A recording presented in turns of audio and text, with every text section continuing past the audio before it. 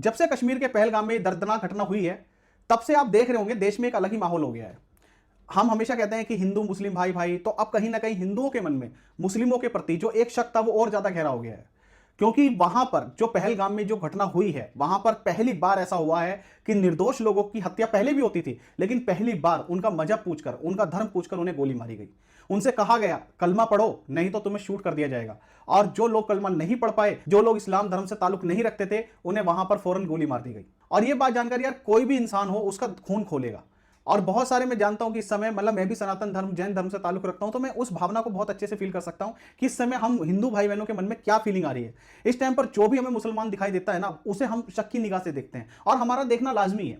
अगर कल को यही घटना, अगर जो हमारे मुस्लिम भाई बहनों को ये लगता है कि हमें शक की निगाह से देखा जाता है, हमने थोड़ी कुछ किया है, ठीक है, तो उन लोगों से मैं कहना चाहूंगा, अगर कल को आप ही के सामने कोई ऐसी घटना हो कि कोई जय श्री राम के नारे लगा के, जय बजरंग बली के नारे लगाकर आप ही के सामने किसी मुसलमान का गला काट दे या उसे गोली मार दे, ठीक, उसकी हत्या कर दे, तो आप क्या सभी हिंदुओं को गलत समझेंगे कि नहीं समझेंगे? आपके मन में उनके प्रति एक वो विकार आएगा कि नहीं आएगा?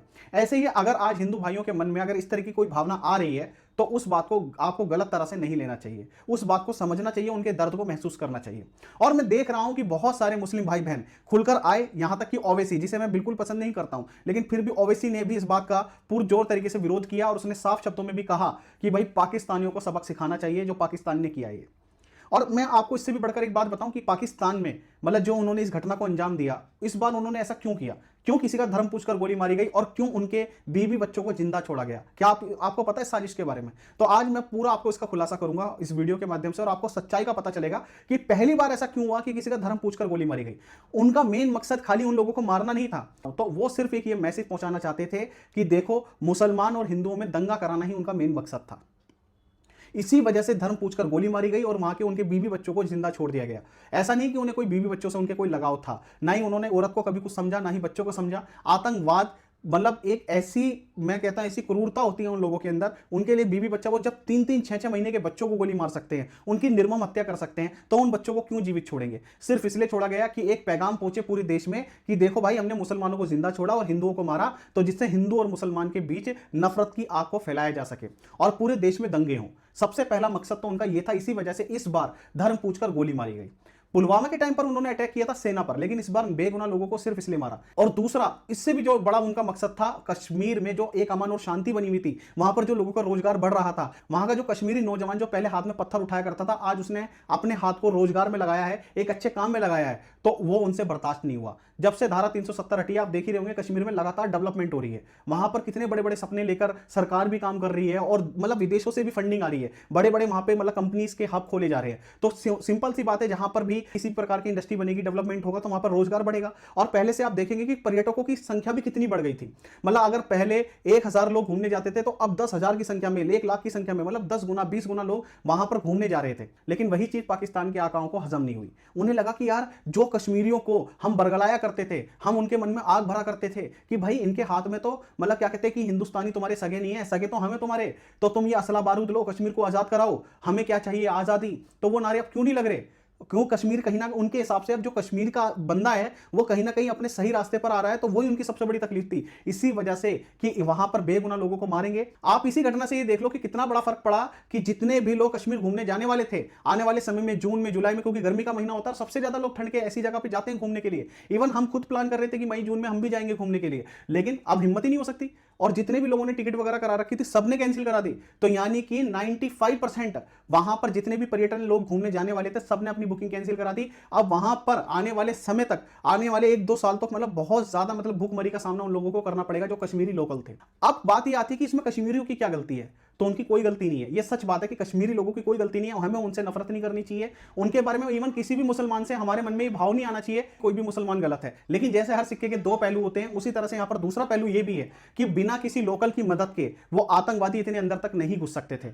उन्हें हथियार वो कोई बॉर्डर के बाहर से नहीं लेकर आए, हथियार यहां पर पहले से थे, उन्हें यहां पर मुहैया कराया गया और यहां पर पूरी प्लानिंग रची गई। जो ऑन ग्राउंड यहां पर आईएसआई के लोग कश्मीर के अंदर काम करते हैं, लोकल, जिन्हें हम स्लीपर सेल्स भी बोल सकते हैं, इस तरह के जो लोग हैं, जो मतलब लोकल में ही रहते हैं, घुल मिलकर रहते हैं, और ये पूरे देश में फैले हुए हैं। कश्मीर में क्योंकि ज्यादा है, क्योंकि पीओके से लगता हुआ है कश्मीर, और वहां पर मतलब घुसपैठ बहुत ज्यादा हो जाती है। तो इसी वजह से आज के समय में आप देखेंगे तो कश्मीर के अंदर जो बताया जा रहा है, लगभग 3,500-4,000 लोग ऐसे हैं जो खाते हिंदुस्तान का है लेकिन अपना जो नमक अदा करते हैं वो पाकिस्तान को करते हैं, यानी कि पाकिस्तान के आकाओं के प्रति उनकी वफादारी है। तो ऐसे लोगों की वजह से ही पहले पुलवामा अटैक भी हुआ था और अब जाकर ये घटना को अंजाम दिया गया बिना लोकल के सपोर्ट के। ये आप भी समझते हैं, हम भी समझते हैं, ये काम हो ही नहीं सकता, क्योंकि लोकल ही लोग हैं जो पूरी इंफॉर्मेशन देते हैं कि कब टूरिस्ट लोग ज्यादा आएंगे वहां पर घूमने के लिए, कौन सी जगह पर आर्मी का उतना पहरा नहीं है, कहां पर आप ये घटना को अंजाम दे सकते हो। क्योंकि घटना मतलब जगहें तो बहुत सारी हैं कश्मीर में घूमने के लिए, लेकिन मेन श्रीनगर में लाल चौक पे या गुलमर्ग में ऐसी जगह पर यह घटना नहीं, लेकिन पहलगाम में वहां पर उस समय फौज कम थी,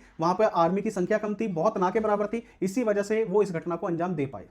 लेकिन अब कुछ लोगों की वजह से ही, जो लोकल लोग हैं, कुछ लोकल लोगों की वजह से ही आप ये नहीं समझते कि कितना बड़ा मतलब उनका अपना नुकसान वो कर बैठे। चंद पैसे उन्होंने कमाए होंगे, लेकिन जो वहां पर उन्हें रोजगार मिल रहा था वो कितने लोगों का रोजगार छीन लिया उन लोकल लोगों ने, अपने ही भाइयों का। वो इस बात को उन्हें समझना चाहिए। और अब यहां पर देखो कश्मीरी लोकल लोगों की जिम्मेदारी क्या बनती है। जो ये लोग हैं वो तो हैं, लेकिन आप लोग अगर ऐसे लोगों को पकड़वाने में मदद करोगे, इंडियन आर्मी की, सरकार की मदद करोगे, तो आने वाले समय में फिर से हर इंसान का, हर देशवासी का आप लोगों पर विश्वास बन पाएगा। लेकिन अगर आप पकड़वाने में मदद नहीं करोगे, आप नहीं पकड़ाओगे, तो आने वाले समय में ये सबसे ज्यादा दर्दनाक दिक्कत आप ही को ही होने वाली है। तो जितने भी हमारे मुस्लिम भाई बहन ये वीडियो देख रहे हैं, मैं उन लोगों से अपील करता हूं इस वीडियो के माध्यम से कि आप लोग कश्मीर के अंदर, खासतौर पर जो भी मुस्लिम भाई बहन है, जो भी कश्मीर में है, लोकल लोग हैं वहां के, जो लोग, मैं जानता हूं कि 99% लोग सही हैं, 90 नहीं 99%, लेकिन 1% लोगों की वजह से, उन लोगों के सपोर्ट की वजह से ही आतंकवाद आज इतना अंदर तक घुस गया कि उसने बेरहम लोगों को, टूरिस्ट तक को गोली मार दी।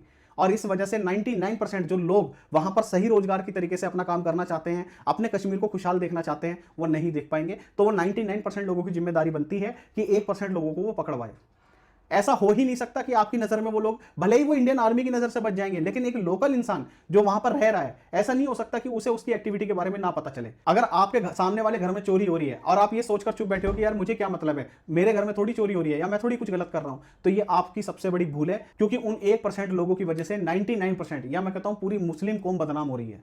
इसी के साथ जो हमारे पूरे देश में मुस्लिम भाई बहन रहते हैं, उनसे भी मेरा यही निवेदन है कि जिस दिन आप अपने धर्म से ऊपर देश को रखना शुरू कर दोगे, उस दिन कोई भी हिंदू आपको शक की निगाह से नहीं दिखेगा।